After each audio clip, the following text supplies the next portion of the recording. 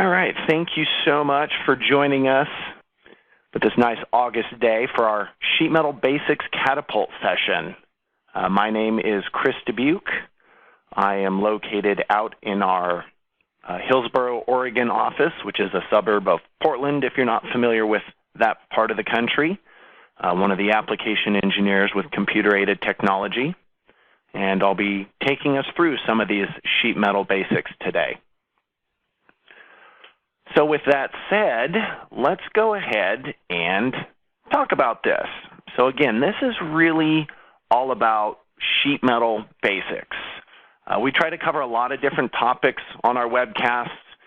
They typically sometimes veer a little bit more to the advanced side of things. It's not intentional, just sometimes that's how it goes.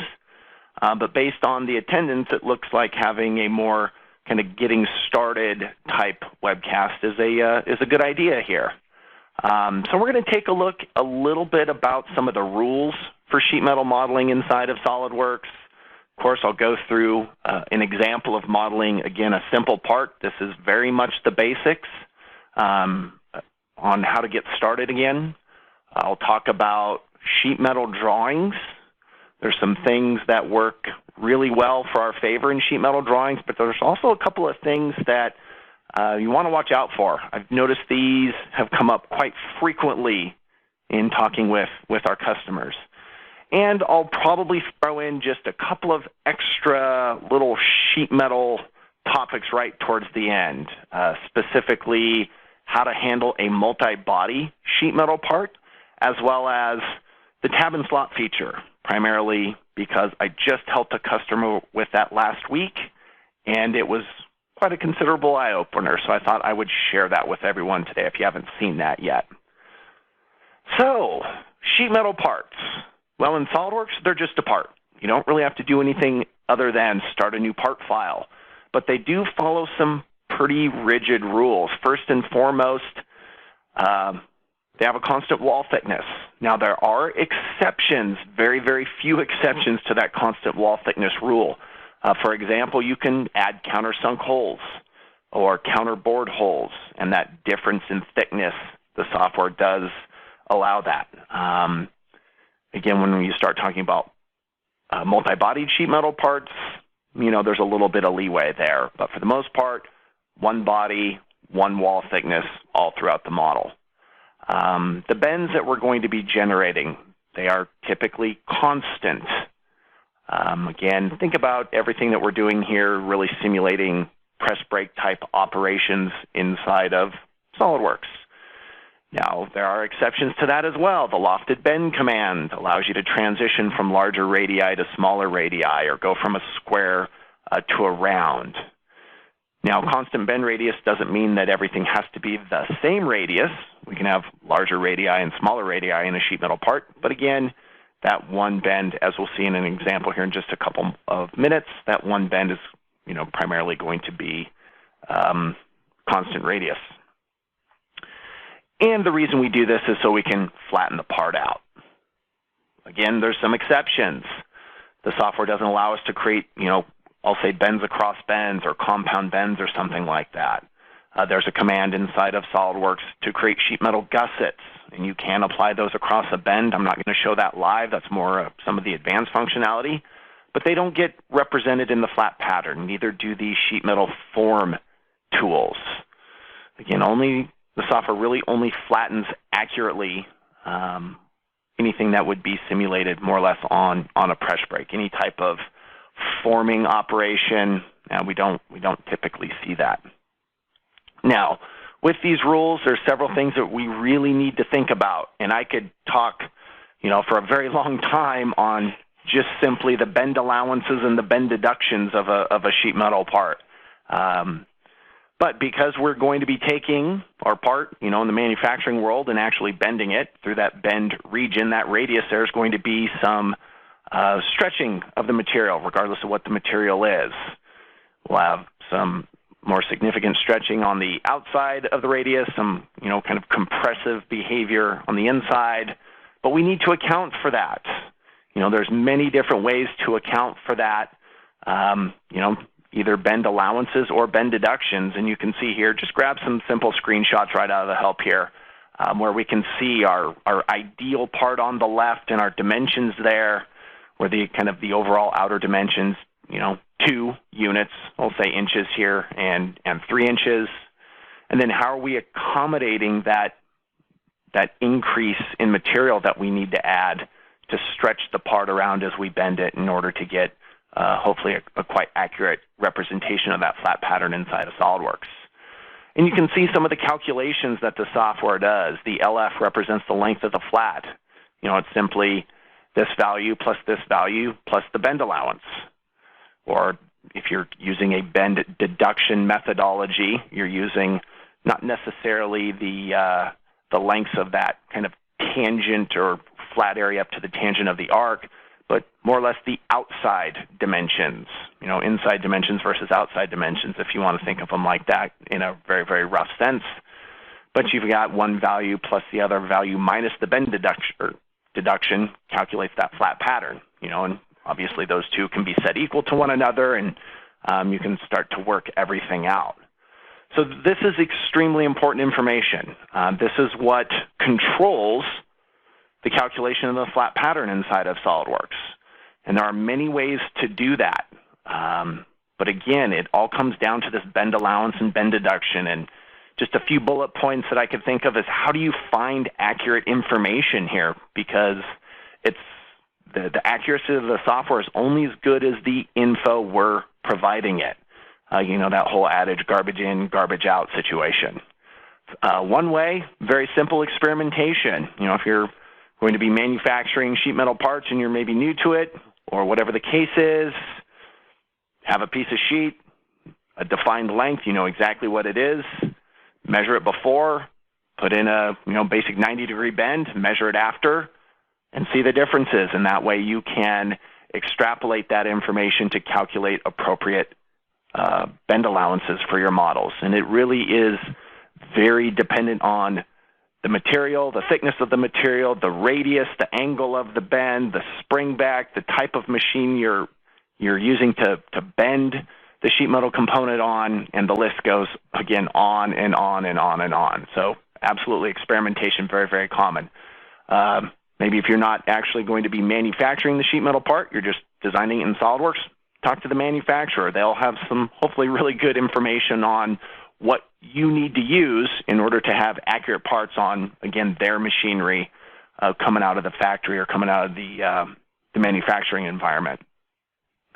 Industry papers. I just did a really quick search on the old internet, and dozens of industry papers by very well-respected published people out there in the metal fabrication industry have just a wealth of information on how to appropriately add this information. And then, of course, nothing really replaces experience or being able to communicate with someone that has a ton of sheet metal manufacturing experience, because it's very much an art form in order to get these parts built and accurately represented. Now, we can capture that data and use it for our SOLIDWORKS models. How do we leverage all of this great information maybe we've come up with? Well, first and foremost, the various types of tables inside of SOLIDWORKS. Bend allowance, bend deduction, bend calculation tables. And I've got a link right here, and this is going to open up Windows Explorer. If you do any sheet metal work, I really hope you're aware of these. If you're new, which that's definitely what this webcast is tailored for, here you can see a number of just very generic, basic, think of them as getting started Excel spreadsheets to help us generate, again, the most accurate possible sheet metal flat pattern inside of our SOLIDWORKS parts. So if I open up, let's just grab this metric table here, for example. We can see how they're laid out. And there are various types of tables, and they are here for you to customize. So we're dealing with a metric part, for example, here, thickness of 1 millimeter, the various bend radii, the various appropriate angles, And then we've got this area. In this case, it isn't filled out, so I'll open up one that is. And that's where we can put in the bend allowance in this example, calculated with a K factor, and I'll get to that in just a moment. But it's very much material specific as well. We can see this one kind of set up for soft copper, soft brass. May need one for steels or aluminums, et cetera, et cetera.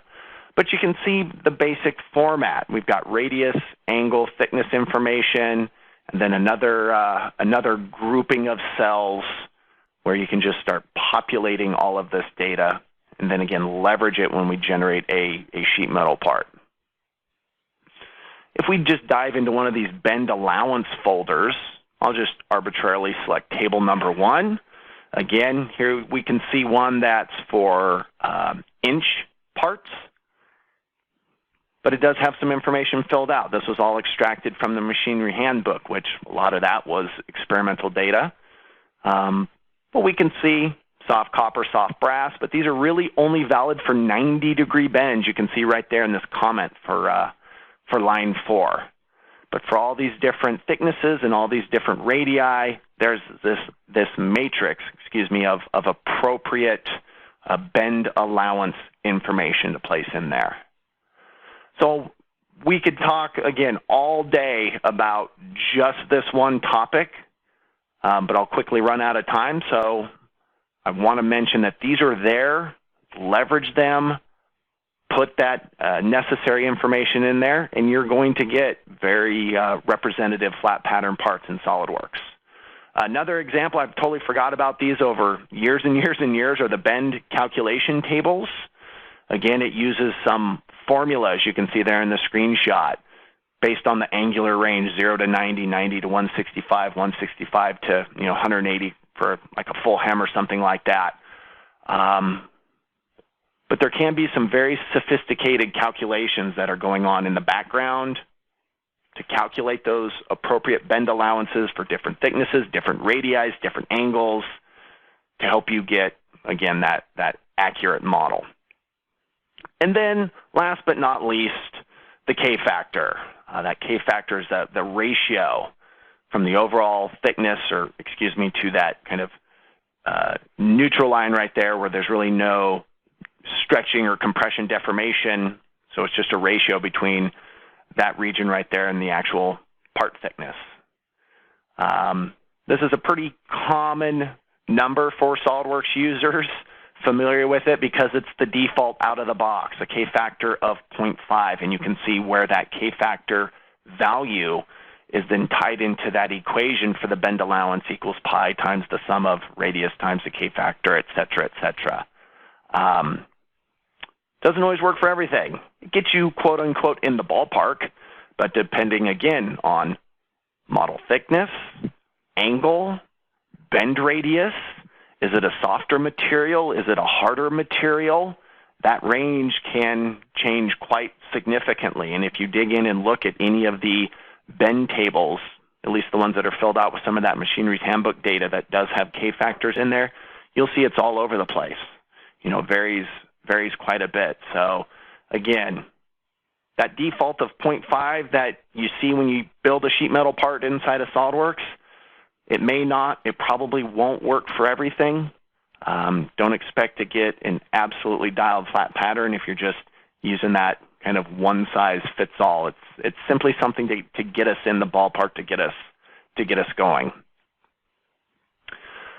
So I understand that was very quick, but just a very brief overview of some of the sheet metal rules. And it is by no means a be-all, end-all, exhaustive list of everything that we need to consider. But I want to switch gears here and talk, about building a sheet metal part. Looking at it using the quote-unquote kind of flange feature modeling, the dedicated tools that you'll see on the sheet metal toolbar of the command manager. I also like to leverage library features wherever I can. I personally feel they're kind of an underutilized SOLIDWORKS functionality, as well as a bunch of other useful commands that I decided to throw in there. So these flange features, again, there's just a screenshot of my toolbars, or some of them, not all of them, and they are the dedicated sheet metal tools base flanges or converting it to a sheet metal part, the lofted bends, edge flanges, miter flanges, et cetera, et cetera. So these are, very much specific operations to building nice thin-walled sheet metal parts with bends in the corners. It is by no means the only way, though, to build a sheet metal part, but it's what I'm going to go through and use in my example here. So the part that we're going to build, or that I'm going to build, is very, very basic. It's just a simplified enclosure for a tower computer power supply, something that I was hopeful that we could all really recognize, your generic sheet metal box. But I've got a couple of items here where the base flange, where you'll see that in action to really build kind of the overall general shape of this model. The edge flange command, which is extremely useful. I used it, all over the place. Edge flanges here, groupings of edge flanges there to just literally drag and pull an edge off. But one of the aspects of the edge flange that I see missed is the ability to edit the profile, that cross-sectional profile of the edge flange. So I want to definitely kind of dig into that a couple of times. And then there's the good old miter flange, where you sketch the cross-section. Now, I don't use the miter flange live, but here we can see an example of the miter flange where here's my sketched cross-section, just a couple of angled lines, and then essentially the software sweeps that flange around or just continues through the tangency to build all those multi-bend flanges there. There is a little bit of overlap anymore in SOLIDWORKS between the edge flange and the miter flange. For really simple quote-unquote miter flanges, you can actually use the edge flange for them. But anytime you need to have multiple sketch entities in there to get some complex geometries, the miter flange is the way to go. Now, some other options that we have, hems to roll edges over, the jog command that we could use here, the various corners to close a corner, weld it, break a corner, add corner reliefs in the flats, the fold-unfold sequence to generate cuts across any type of bent geometry. Again, not an exhaustive list, but just kind of peppering in as many commands as I could where they made sense. And then just other features. Of course, there are sheet metal form tools. There are good old SOLIDWORKS library features for sketches and cuts. You can pattern, you can mirror, you can leverage the whole wizard. So just don't forget, just because it's a sheet metal part doesn't mean you can't use a lot of your quote-unquote regular SOLIDWORKS commands. So with all of that said, let's build a simple little sheet metal part. Got a lot of stuff open here. So there we can see here was the inspiration. I was digging through the archive of files, and I came across this probably about 10 or 12 years old. I don't even remember where it came from. But it's an imported piece of geometry. Maybe it's not that old because they use the convert to sheet metal functionality on it, and I don't believe it's been around that long. But just to roll back, kind of see where we came from, we've got some imported geometry, and then the convert to sheet metal, which is a very powerful command inside of SOLIDWORKS. So while I won't go through a full example, let me just edit this to kind of walk you through. So you can take a bent part such as this, or a sharp-edged part. It could be just a modeled block. It doesn't have to be hollowed out like this, or an imported sheet metal part such as this. But you simply select the fixed entity, and if it is a sharp cornered model, specify your default bend radii and all of your sheet metal parameters, and then start picking edges to apply bends, or in this case, since it already had the bends, collect them all, and it gets converted to a model that we can then flatten and represent in a flat pattern and in our SOLIDWORKS drawings. Now this happens to be a multi-bodied part, so there's a sheet metal body on the bottom highlighted in blue, and the cover also highlighted in blue. And really the only native SOLIDWORKS sheet metal features is that little bracket right there. So pretty simple. So I thought, let's just rebuild the darn thing from scratch and kind of see how it goes. Now, one thing I want to mention that I did right here is in a multi-bodied part, I'll bring it back here. You can tab, hit the tab key if you're not aware about that to hide a part, or excuse me, a body within a part. Shift tab will bring it back. That would also work for an assembly. Tab to hide a component, Shift Tab to bring a component back.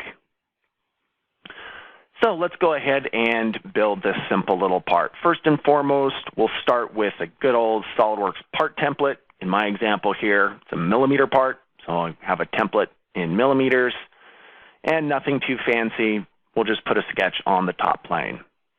Now, if you've ever talked to me at all in the past or seen any kind of presentation, I always love to talk about the S key, the customizable shortcut toolbar, which you will see me use quite a bit. And on that shortcut toolbar, I'm just going to quickly leverage a center line because there's a bit of symmetry in this model I want to capture.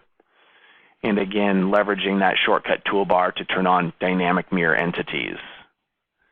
And now when we have dynamic mirror entities enabled, anything we sketch on the right is mirrored to the left and vice versa. Some more of that shortcut toolbar makes it really easy to grab any command that I've added, in this case, Smart Dimension. And we'll just go ahead and key in a couple of dimensions to fully define this sketch, 172 by 91, and these tabs are going to be 11. Now in this case, it's an open sketch, so when we go ahead and launch the Sheetmetal base flange, I almost called it a base extrude because that's really what it more or less behaves like, it allows us just to simply drag that out. There we can see the behavior. Again, works very much like a boss extrude or a base extrude command. It's got the dual directions, so it should be quite a familiar function. Now, if it happened to be a closed sketch, so imagine these connected, it would build just a single plate. No bends in the corners. We're not really stretching anything out at that point. Now, I do want to have a bit of symmetry in this orientation as well. So just like a good old boss extrude, we have a few end conditions, in this case the midplane. And we have default parameters for our default bend radius, our default thickness, even though I selected on them in a reversed orientation. How do we want to calculate, again, that bend allowance? So this is where you want to spend some time and make sure that you put in the appropriate information. If you're leveraging gauge tables or if you're leveraging bend allowance tables, you can go ahead and browse and load one of those tables in there. Now, for the sake of time and simplicity, we'll switch it right back here to a K factor. And, you know, if I'm going to be doing a steel part like I'm here, a decent value, maybe get us a little bit closer, is right around 0.4. But again, this is going to change based on the thickness, the radius, the angle, et cetera, et cetera. So just a subtle change that I'm making there. Down here at the bottom, we have the auto reliefs, and we'll see this come into play quite a bit in this example. And it's just going to be the default ratio of half the thickness of the part. And I like to use the ob round as opposed to the rectangular notches or the tears. Again, for me, in this presentation, it's simply a personal preference. I am going to change the view orientation normal to, and I want to zoom in and double check where the thickness of my sheet metal part is going. And I am going to reverse that direction here. So I've essentially called out the outside dimensions for this simple example, and I think at that point it looks okay. And we'll accept that. And there we've got our first few basic flanges. Now at this point, or really at any point in the modeling process, we can take a look at the sheet metal flat pattern by clicking the flatten button up there. And we can see it's kind of hard to see, so I'll just highlight it. There's a bounding box sketch that gives us the area, the length, and width. We've got visible bend lines in there. But you can edit the flat pattern. This is another aspect that maybe gets forgotten from time to time. Right-click Edit Feature, and you can change how the part is unfolding or which face it's unfolding relative to. You can have it unmerge the faces, you know, unsimplify things, not use corner treatments. So I'm going to unmerge the faces, and what we can now represent are those kind of transitions between the planar entities, the bent region, back over to the planar entities as well. So now we'll go through and you'll see that I rely pretty heavily on the edge flange in this example. I think it's just conducive to this particular part. But the edge flange, it doesn't get much easier than this command where you can just drag an edge, doesn't matter which side, inner edge, outer edge, just drag it one to the other. If you select an existing vertex, it'll automatically go up to vertex for you. And we can see, you know, that gets the job done. But my flange isn't full length of the edge. So what we can now leverage in the property manager is edit the flange profile. I see this missed a lot. And the reason I say that is I look at parts over time and create an edge flange and then come back and add cut extrudes to maybe make it a little bit narrower. So we'll say normal 2, and we can actually just drag the sketch to resize it. And it is a requirement. You must drag it first before you can add extra dimensions and relations to it. So it's maybe a little bit of a unique workflow there. But now that I've drug the flange, made it a little bit narrower, I can go ahead and key in some dimensions. So we'll just key in a couple of dimensions here, 5 on the left, 11.5 on the right there. And I can also dimension specifically the sketch that builds the flange. I could add internal contours of circles to simulate holes. I could change the shape of this flange. So just because it started off as a rectangle doesn't necessarily mean it has to stay a rectangle. Now, in this little profile sketch window, if we hit finish, it will execute the command. So I'm going to hit back here real quick. I'm going to change my view orientation, and I want to zoom in to see the orange preview. And we can see here's the representation of the flange. Now, before I go any further, I want to briefly touch on the flange position back over in the property manager. So we can put the material to the inside, the material thickness to the outside, the entire bend radius to the outside, and then we've got a couple of options to bend from a virtual sharp, or if we're varying the angle, measure it off of the tangency. So in my case, I definitely want to bring the material to the inside. If I need to, again, for different radii and different bend angles, I may need to key in a custom bend allowance, or I could also choose to enable a custom relief for each individual bend. But this is a pretty basic part, so I think that will all work just fine. We'll say OK, and there we can see that flange is generated. Now with this part, there is a symmetric flange on the left, and then there is a pair of symmetric flanges over on that surface. So instead of modeling 3 additional flanges, let's take advantage of mirrors. So yes, you can mirror most sheet metal features, not all. There are some limitations to that. But typical edge flanges, they work just fine, and you can even take it as far as creating a mirror of a mirror to finish everything off and build all 4 identical flanges. And of course, they're going to go ahead and flatten for you. Now the next portion of this model, I'll admit I took a little bit of an interesting approach to it, and I will explain why when we get there. But I created a series of, again, edge flanges. So we'll just kind of bring this up. Now, I didn't get exactly what I wanted, so we'll change it to an up to vertex in condition. Just want to match everything up right there.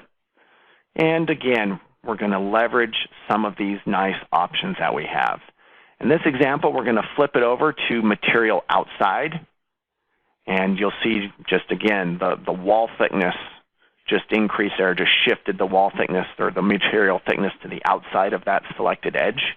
If necessary, we, again, could use that edit flange profile, there. But if we zoom in, we do need to think about how we're going to manage this corner. Now, there is a setting that is typically on by default called trim side bends. And if I leave that on, it'll essentially kind of notch this region of the bend out. So we'll go ahead and we'll say OK to that. And you can see where it opened up that bend region. If that wasn't what we wanted, again, we can always toggle that setting off to not trim the side bends. And then it's going to leave it exactly like it is there, but we might have just a little kind of unfortunate tear situation between the two of those. This is another kind of example where I see some manual cut extrudes to clean that region up, where we could just toggle that setting in most cases to take care of that for us. Now the next thing we need to do is take care of these corners. And I'll admit, when I found this part and I was thinking about how to remodel it, I took an extremely over-complex approach of increasing the width of the flange sketch and cutting it back, and I had 3 or 4 features in there to build this corner because I'd completely forgotten about the close corner command. This is tailor-made exactly what it's for. We'll just close the corner, select this particular face there, and then we can choose basically just a butt joint, an overlap in direction 1.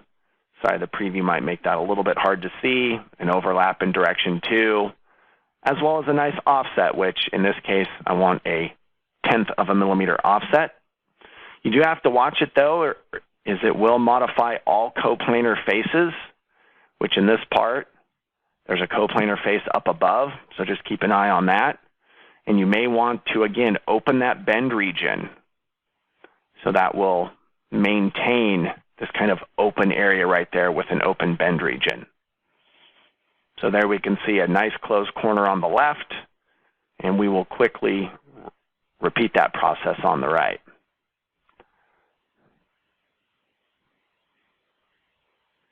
So everything coming along nicely. The next part is we have a kind of a group of flanges, which traditionally you may think of it as a sheet metal jog operation because we've got, a 90-degree and then a 90-degree little step in there. But I chose not to build it as a jog. I actually modeled it as a couple of edge flanges. And the reason for that is I really like the fact that the edge flange automatically puts the reliefs in the corners.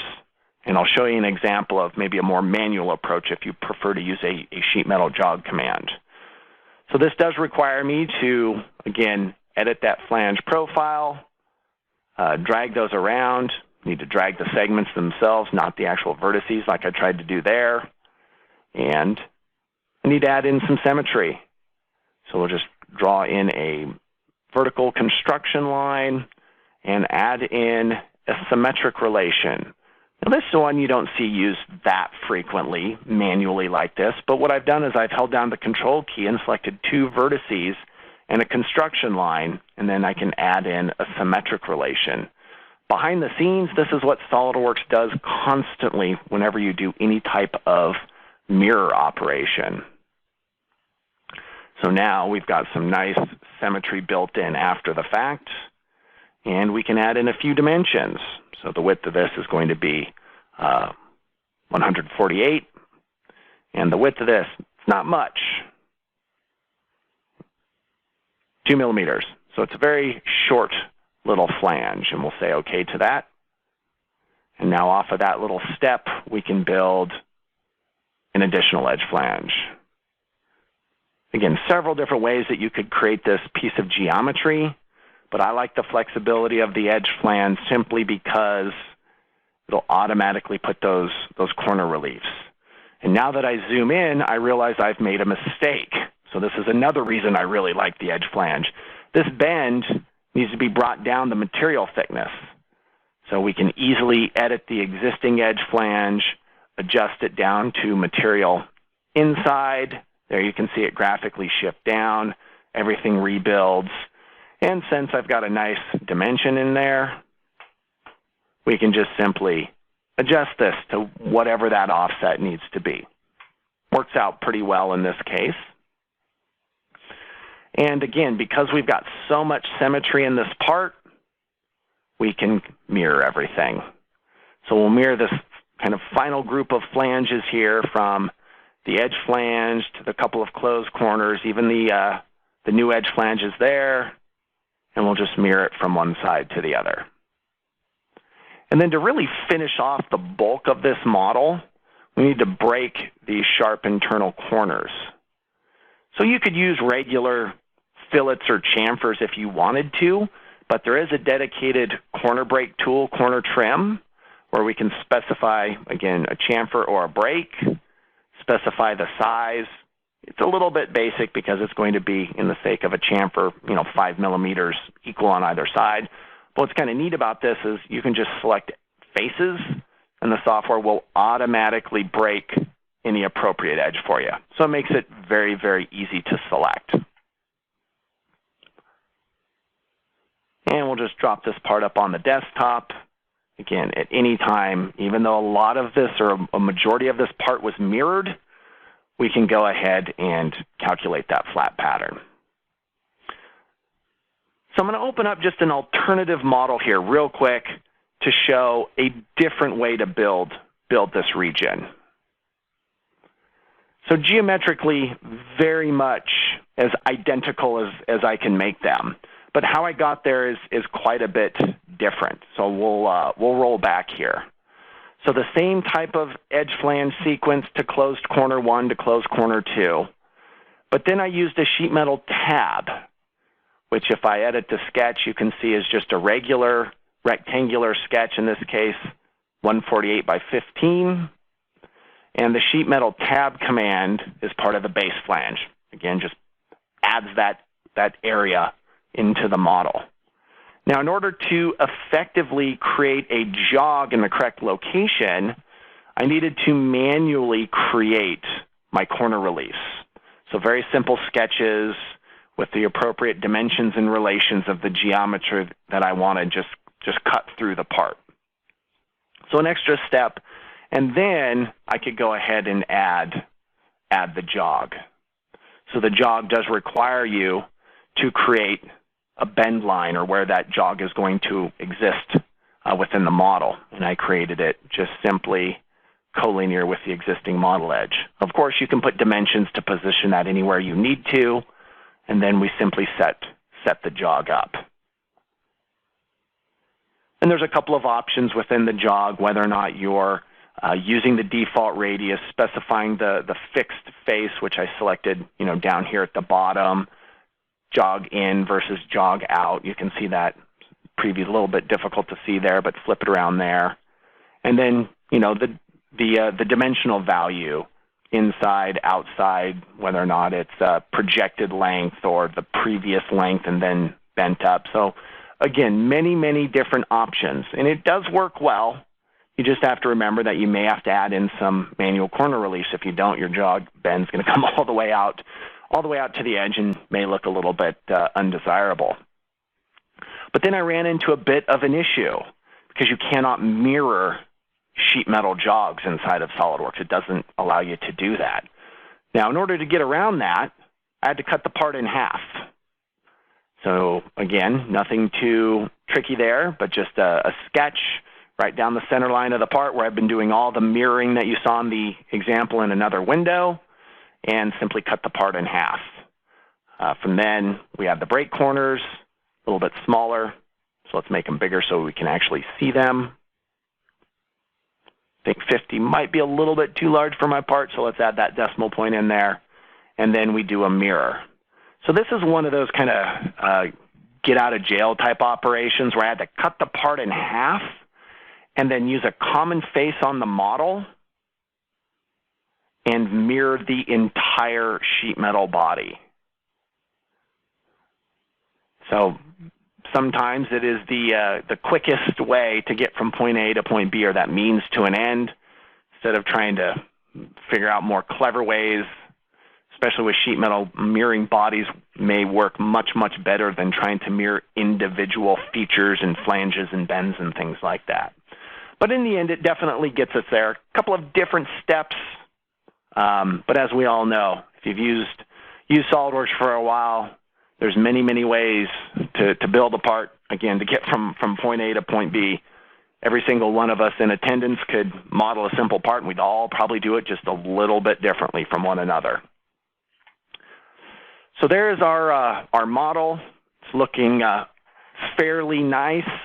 Let's add in a few library features to add a bit more of those detail elements to it. So library features can be accessed through the good old design library. And we'll go into the features folder, which does have some default, and these are old library features, but default sheet metal cutouts for D-subs and elbows and keys and things like that. But I've added in my own, which are really, really easy to do. Most of them are simply sketches to leverage. Just drag and drop the sketch, place it onto a face. Within the library feature interface, you could edit the sketch if you want. I'm going to choose not to do so. And we'll go ahead, and this is an old habit of mine, but I just like to dissolve the library feature so it is effectively a copied and pasted sketch. Yes, you can go in and modify every single dimension of that sketch. You could reposition it, really do whatever it is that you need. But for my example, for the plug cutout, we'll just use that sketch and use a standard extruded cut, and we'll link it to the thickness. So a nice option for any type of cut in a sheet metal part, that tick box to link it to the thickness, create a normal cut by default is quite useful as well. So there we can see a pretty simple little cutout there. Hide that sketch. Now the original part had a pretty elaborate vent right here. And I thought I would bring in some functionality, kind of a blast from the past, and that is to actually leverage the vent feature inside of SOLIDWORKS. So again, here's a sketch that I created. We'll drop in that library feature. I'll go ahead and edit the sketch just so you can see it. Basically a rectangular outline with some curved corners and then, some concentric circles and vertical, horizontal, and 45-degree lines. So the vent feature, don't see it used too frequently. Again, that's why I thought I'd kind of bring out a blast from the past here. We'll just grab it right off the sheet metal toolbar, and it'll extract that outer contour automatically and create that cut. And now we can see a nice little feedback about the area of the opening and the percentage of that opening that is in fact open. Now the ribs, these are going to be the vertical members, and you can see as I click on them, it'll put those ribs or those geometries in there, and we can change the width of them, make them 1, 2, whatever's appropriate. If the circular rings are going to be the exact same width, I can add them as ribs, but if I choose to add them as spars, I can have a different value for their thicknesses. So I could make them thicker or thinner, or whatever the scenario is appropriate. So we'll just put those back to 2. And then finally, that central region, that's going to be filled in. So very easy way to construct all of that. Again, very purpose-built command inside of SOLIDWORKS. And it shows us now that our open area is 72.17%. So that area calculation is pretty useful. Make sure we get enough airflow in there so we don't overheat our power supply and trip the internal breaker or anything like that. So there we can see that vent's one of those kind of specialized fastening features inside of SOLIDWORKS, but it really makes something like this an absolute piece of cake there. So we've been constructing our part, looks pretty good. We can double check the flat pattern. Everything flattens effectively. At this point I'd say we've probably got a good part modeled. So let's kind of recap where we've gone here. So we've got our example built.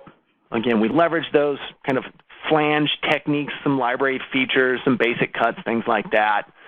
But now let's create a sheet metal drawing. Just like regular drawings, very, very automated. One of the things that is very automated is that flat pattern view. But I want to touch on a couple of things to be careful of. I see this, we see this quite a bit. It happens very recently working with some users of SOLIDWORKS, and I've fallen into this trap myself many, many times. So we'll take our part, as we all know. We can just go to the File pull-down menu, make a drawing from part, choose our template, and we'll say OK.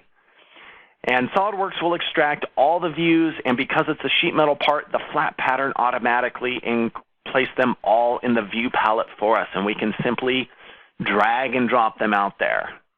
Now, a sheet metal part, again, it's just a part, so projected views, section views, detail views, all those regular standard views you're familiar with, they work the same way. So I'll just drag in a couple for the sake of time. And let's grab that flat pattern, and we'll place it in there. Now we can take that flat pattern view, and there are some options in the Property Manager on the left. We can toggle on and off those bend notes, and we can control which parameters or what parameters are in the bend notes. You know, the direction of the bend, the supplementary angle, the complementary angle, the radius, etc., etc. We can adjust the angle of the view. I'm going to flip it 90 degrees. And we could flip it from, I'll say, the front to the back or vice versa, however you want to interpret that. So we can see two different orientations there. Now we can go ahead and add any other additional views that we'd like. Maybe I want to put in a front view up above, again, project it over to the side. At this point, you know, basic SOLIDWORKS drawings, and you could add as many of those views and detail it and section it and dimension it, and it all works the exact same way as you're used to. But again, what I want to talk about are some of the unique attributes of this view right here. So that is view number 2, and if we expand it, clear down here, a little bit hard to see, but we can turn on that bounding box if we'd like to see it with a right click. So we can see the bounding box show up, and we could, you know, call out some dimensions on there if we find out that it's appropriate. We can also see it's got a little bit different color. There are document properties for your sheet metal drawing templates that you can set up. We've got different colors in different fonts for my quote-unquote up bends versus my down bends.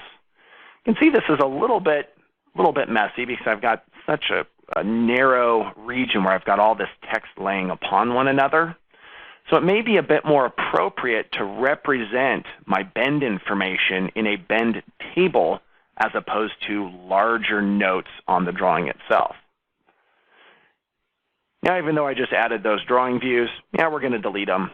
Let's go ahead and just delete them to make room for my table. And we'll create in a bend table, select a view, say OK, and we can drop that table in there.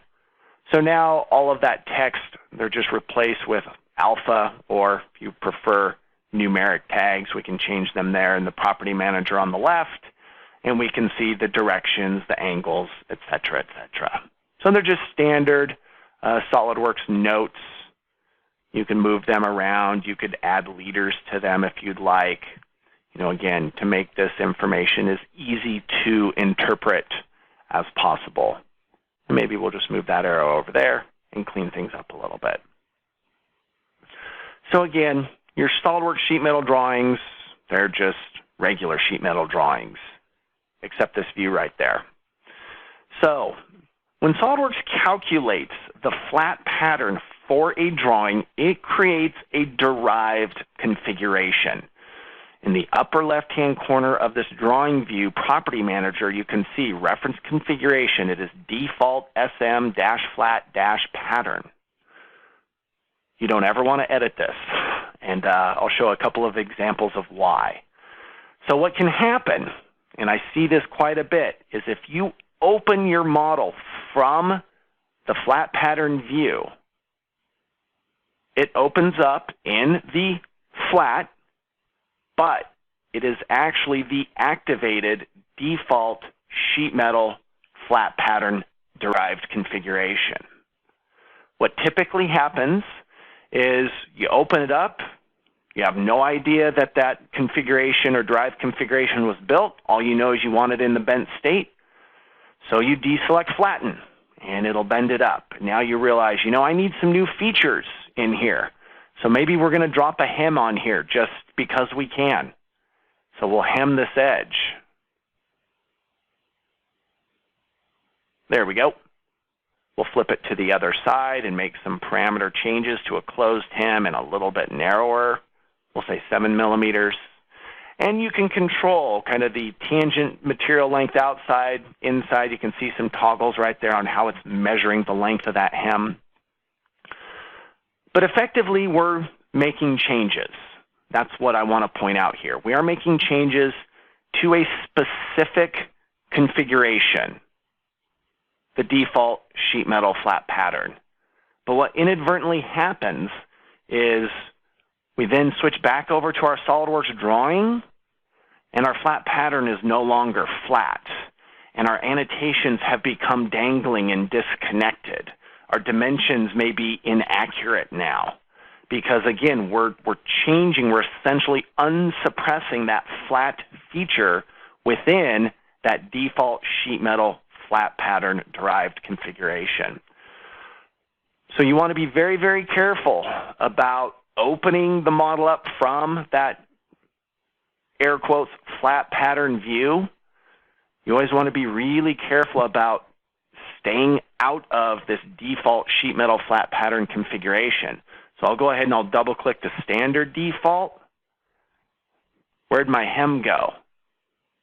Well, it's just configurations at work here. They get suppressed just like anything else in SOLIDWORKS, so I need to go manually unsuppress it.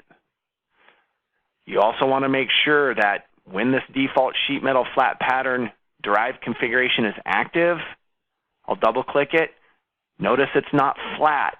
You need to make sure that it is in the flattened state. This is something that can really trip up a lot of users. You can also make dimensional changes per configuration accidentally. So again, I don't want to make this sound terrifying. These are some things, kind of some basics that happen to all of us, myself included. Just got me last week. I made a sheet metal part and totally screwed it up because I was editing the default sheet metal flat pattern configuration. But you just want to be aware of that. So hopefully at this point, I should have everything squared away. So when I Control Tab back over to my drawing sheet, there we go. It all updates, it all rebuilds, and everything is nice and happy in my SOLIDWORKS part model.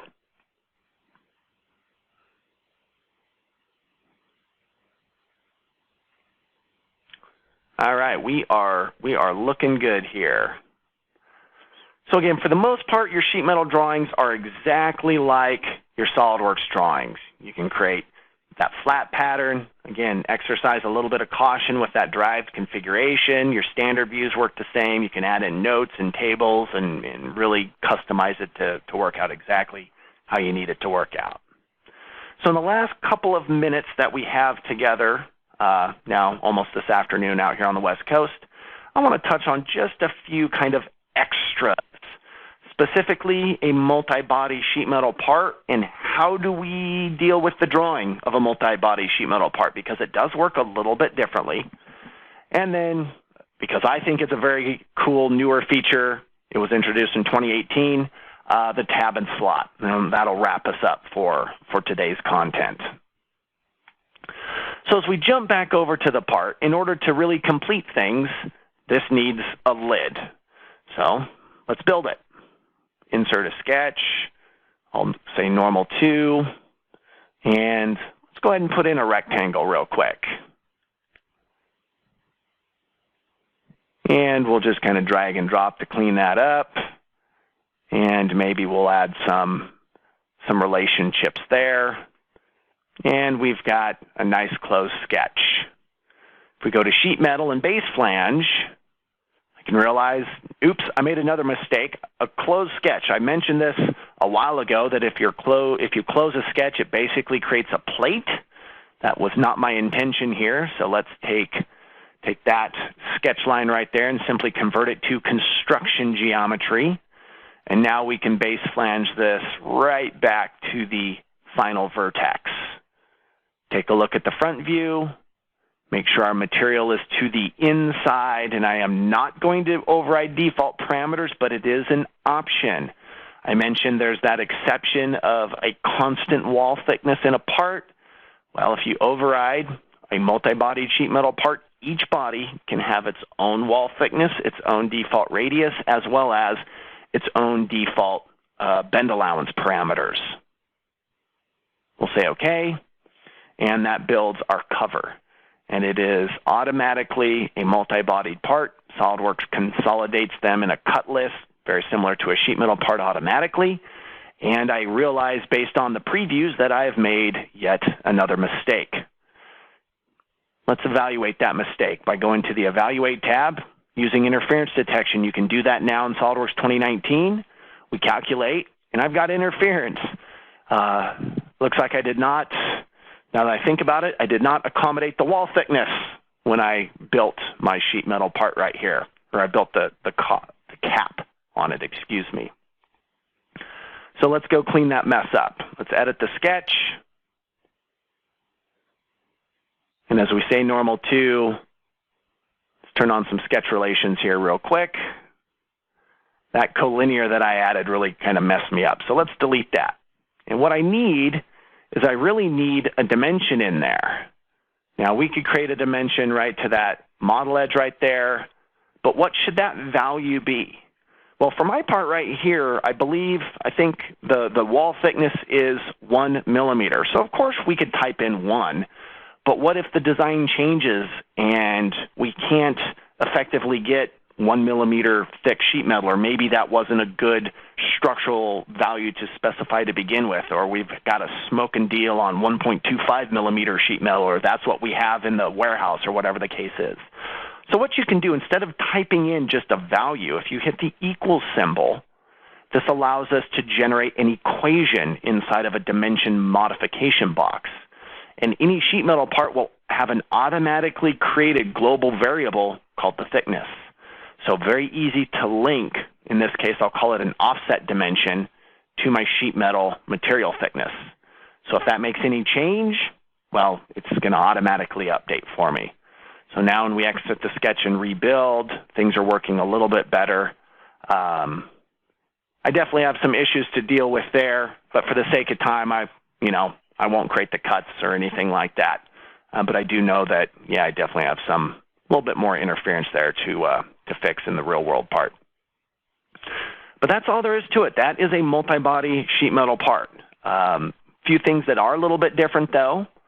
When you go to flatten it out, you'll see that it really only flattened out the main body. The other body disappeared. Well, just click on it and then hit the flatten, and SOLIDWORKS will flatten that one out for you and then hide the other. So you're really only going to see one flat pattern representation at any given time. Another thing that you can do is you can right-click on a sheet metal body. It's a little bit low on the screen, but you can see there's a flatten option and also a toggle flat display, just a graphical representation. Eagle-eyed people may have noticed export to DWG or DXF.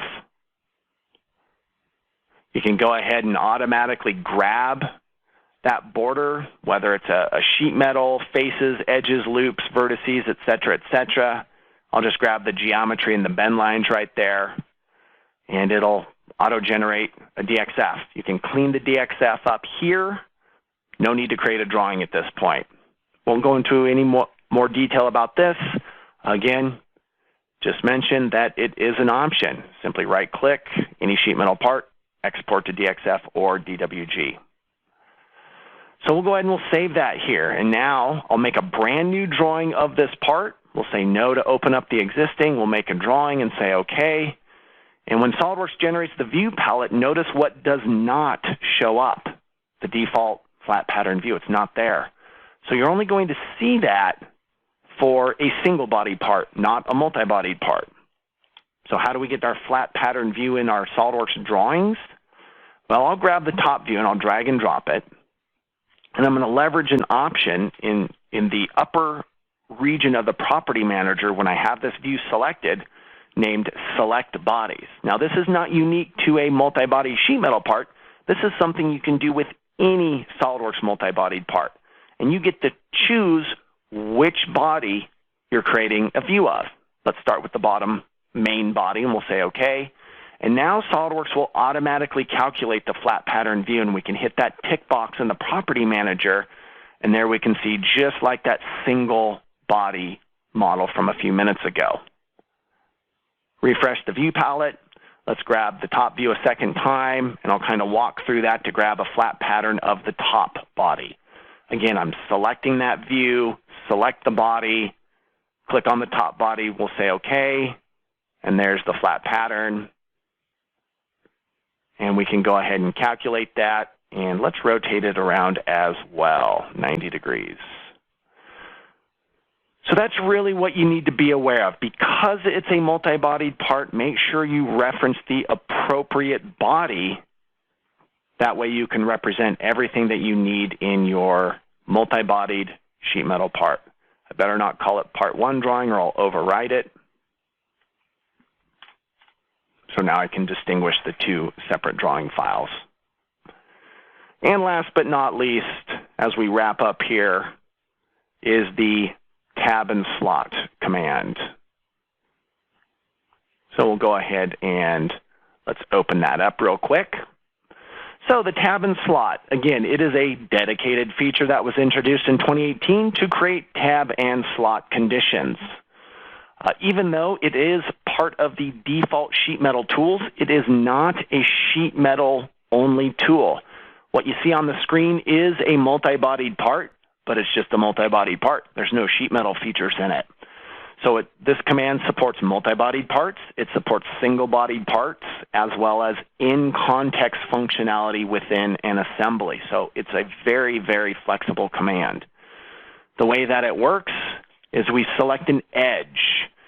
Now, it is a little bit, or I need to be a little bit careful to make sure I select the appropriate edges of the bodies, so that I want the tabs to be on this body and the slots to be on that vertical body and not vice versa, but it does support that. Select the face that kind of terminates the depth of the slot.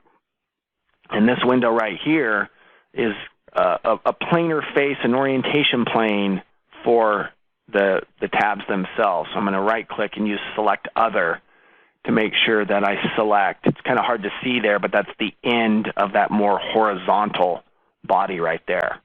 And we can see a preview in orange of the tab and slot conditions. So there's options to offset the tabs. If we unselect it, they'll go right out to the model edges. They can be equal offsets. They can be unequal offsets. It really comes down to, well, what do you need?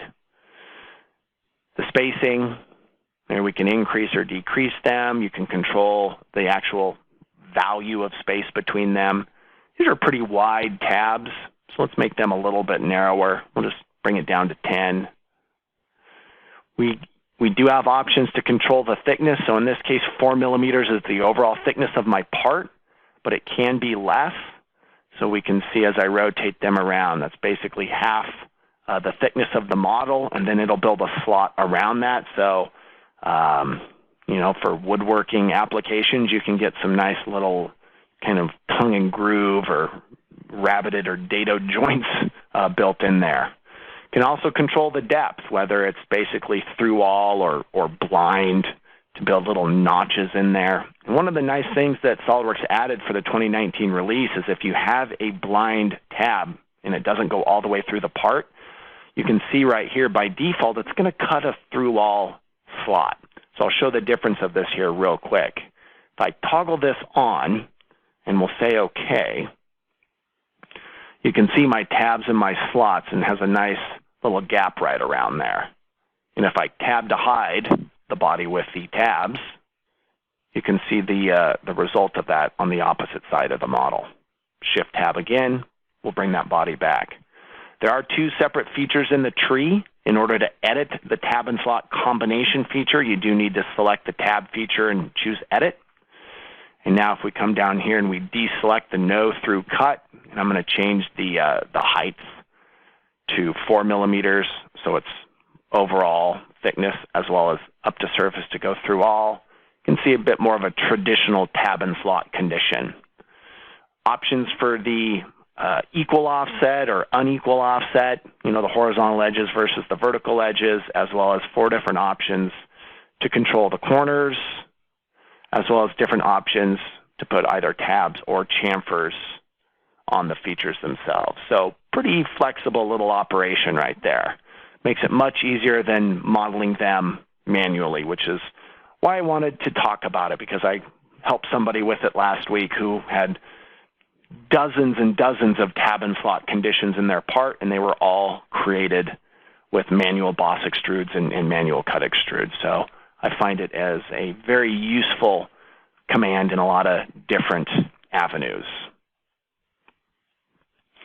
So there we can see just a couple of extras that I wanted to add here, and that really wraps up, you know, everything that I wanted to talk about.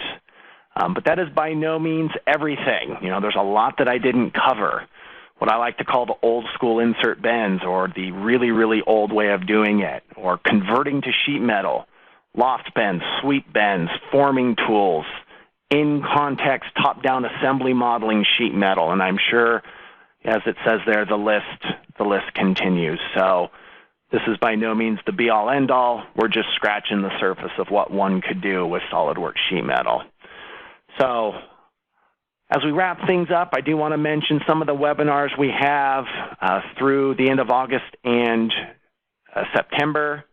Next week, we've got one for our printer and our hardware, new functionality or new scanners from Creaform.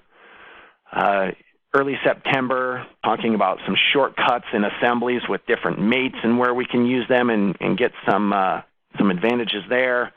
And our September CATIpult session will go through all the Express tools, kind of the simplified version of simulation called Simulation Express, or Flow called Flow Express. So we've got some good stuff coming up in September, and I do want to mention October. We're going to have a ton of webcasts to support, rolling out the new version of SOLIDWORKS. So with that, I say thank you very much. I really appreciate everyone showing up and the nice comments there. If you have any questions or comments or suggestions for content that you want to see in the future, we're towards the end of the year. We're already thinking about what do we want to talk about next year. Please email them in. There you can see my contact information up there. If you prefer, you can just give us a call. But again, if you've got any ideas or suggestions or comments or deeper questions about what we've talked about here, I am more than happy to help out where I can. So with all of that said, I know we went a little long today. I appreciate everyone sticking around with me. Thank you very much. Enjoy the rest of your day. And, since we're close to the weekend, have a great weekend as well. And I hope to see you in a future webcast.